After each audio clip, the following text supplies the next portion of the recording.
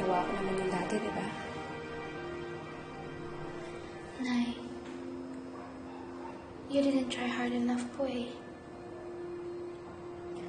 Alam niyo po ba, kagabi hindi nga po ako makatulog eh. Natatakot po kasi ako. Iniisip ko po na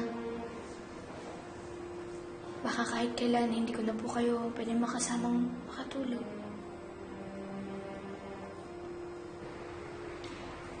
Iniisip ko nga rin po siguro na kapag nagkaayos po kayo ni Mami, mas magkakasama po tayo. Yun lang po yung only solution, Nay. Nay, magpapasko na rin naman po eh. Promise po, hindi na po ako hiling ng kahit ano pa po regalo. Gusto ko lang po talaga makita na ikaw po yung pinakaunang makipag-ayos po kay Mami. Sobra-sobra na nga po sa akin yun eh. Please. Kaya niyo po bang iregalo po sa akin yun?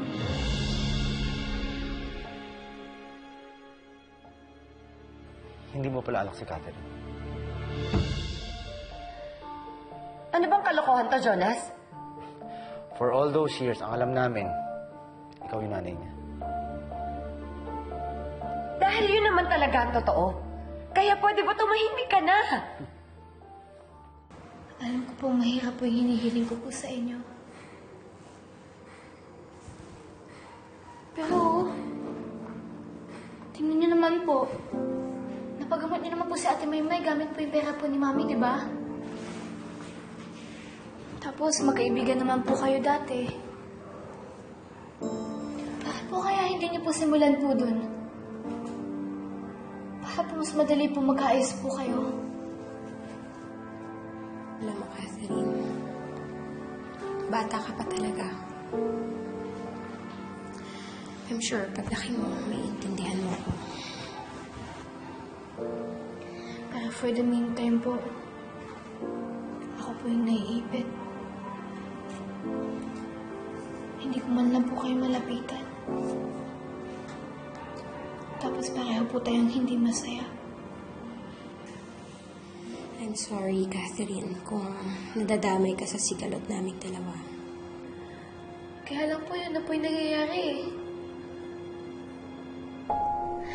Why can't we all live in peace, Nay? Magpapasko na rin po.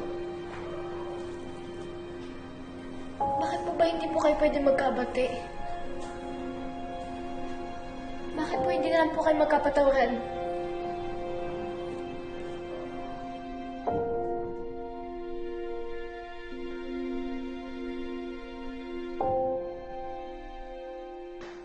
No, Scarlett.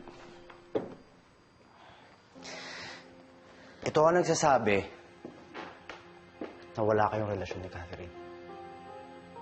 Hindi mo siya kadugo. Hindi ikaw yung nanay niya. At hindi mo siya anak. Ngayon, sagutin mo yung tanong ko. Noon mo ba alam na hindi mo anak si Catherine? Na tinago mo sa amin na hindi mo siya anak?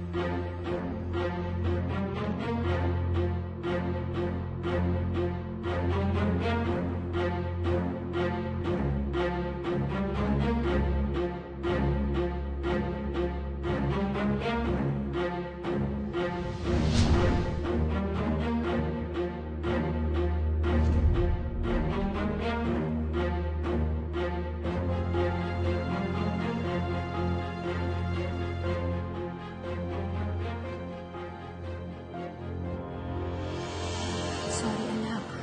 Pasensya na. Alam ko ako yung mali. Kasi nangingibabaw lagi yung galit ko kay Scarlett. Hindi ko man lang naiisip na apektado ka pala sa mga pag-aaway namin. Sa akin din po, Nay.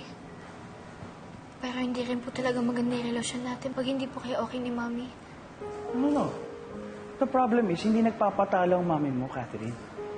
Kahit minsan hindi naman na tinigilan ng nanay mo eh. But someone has to stop first. Hindi gagawin ni Scarlett yun.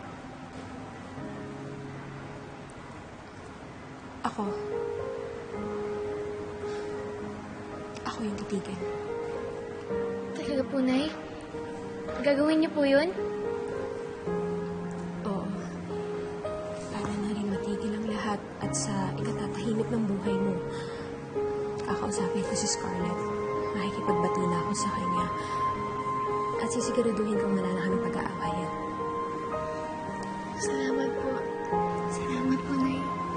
Merry Christmas po. Merry Christmas din.